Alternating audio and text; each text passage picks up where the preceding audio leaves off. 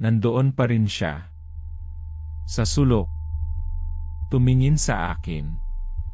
Kahit 3 taon na siyang patay. Hayaan niyo akong ikwento kung paano nagsimula ang lahat. Ako si Mang Tonyo, 52 taong gulang, at sa buong buhay ko, ang dagat ang aking tahanan.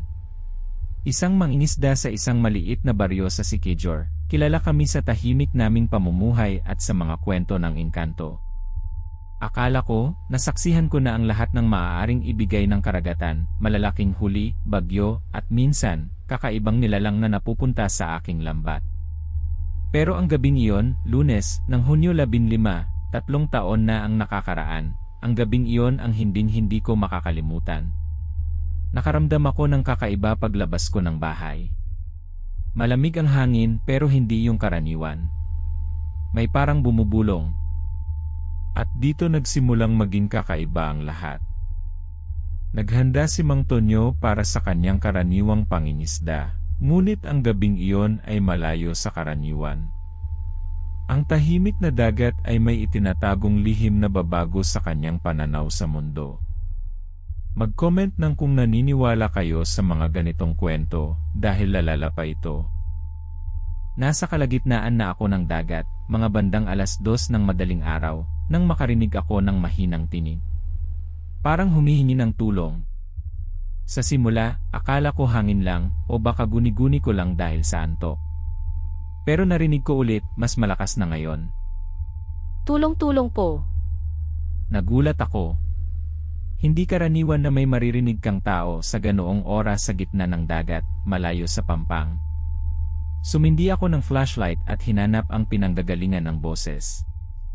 Nakita ko may isang babae. Lumulutang sa tubig, nakayakap sa isang lumang kahoy.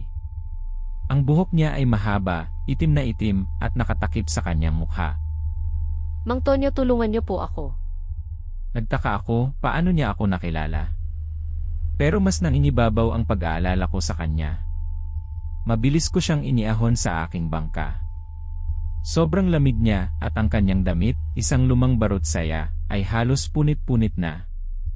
Salamat po, maraming salamat po. Ang isang estranghero sa gitna ng dagat na tila kilala siya. Ano ang nangyayari? Sino ang babaeng ito? At magtiwala kayo, kailangan niyong manatili para sa susunod na mangyayari. Dahil dito talagang nagiging hindi ka panipaniwala. Tinanong ko siya kung saan siya galing at kung paano siya napunta sa gitna ng dagat. Ngunit hindi siya makasagot ng maayos. Ang tanging nasasabi niya ay natatakot ako at dalhin niyo po ako sa ligtas na lugar. Dahil sa awa ko at dahil delikado ang sitwasyon, nagpa siya akong dalhin siya pabalik sa amin sa barangay. Pagdating namin sa Pampang, mga 4:00 na ng madaling araw, inalalayan ko siya pababa ng bangka. Ang pakiramdam ko sa kanya ay kakaiba pa rin.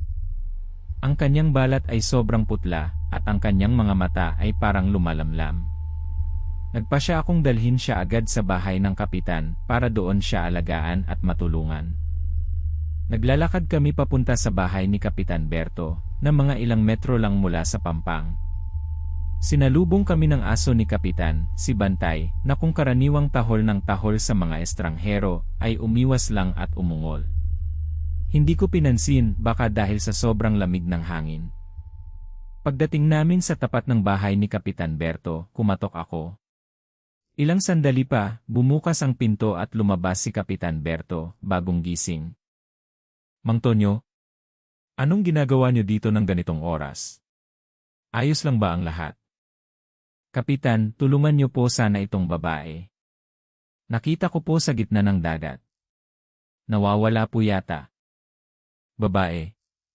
Saan?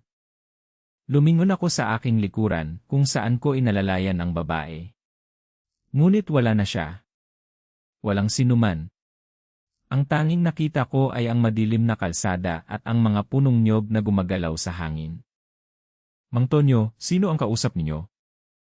Hindi ako makapagsalita. Napatingin ako sa lugar kung saan siya nakatayo kanina. Walang bakas. Walang anino. Parang bigla na lang siya naglaho. Mang Tonyo, May problema ba? Kapitan, may kasama po ako kanina. Isang babae. Nakita ko po siya sa dagat. Dinala ko po siya dito. Mang Tonyo, wala namang tao dyan. Kayo lang ang nakikita ko. Nagsimula akong matakot. Ang lamig na naramdaman ko kanina ay bumalik pero ngayon ay sa loob ng aking katawan. Ang buhok sa aking batok ay tumayo. Kinabukasan, pumunta ako sa barangay hall at ipinagtanong kung may nawawala bang babae o kung may insidente ba sa dagat. Ngunit walang ulat. Walang sinuman ang naghahanap. Hanggang ngayon, hindi ko pa rin maintindihan kung sino o ano ang babaeng iyon. Nararamdaman ko pa rin minsan ang lamig niya at ang boses niya. Kahit sa pagkakaalam ko, 3 taon na akong hindi bumabalik sa dagat ng gabi. At minsan, sa gilid ng aking mata, parang nakikita ko pa rin siya. Nakatayo sa sulok ng aking kwarto. Tumingin sa akin. Ang buhok niya ay mahaba, itim na itim. Kaya, totoo ba ito o katang-isip lamang? I-comment ang inyong mga nararamdaman. At kung may sarili kayong karanasan tulad nito, ibahagi ninyo sa comments. Mag-subscribe para sa bagong kwento araw-araw.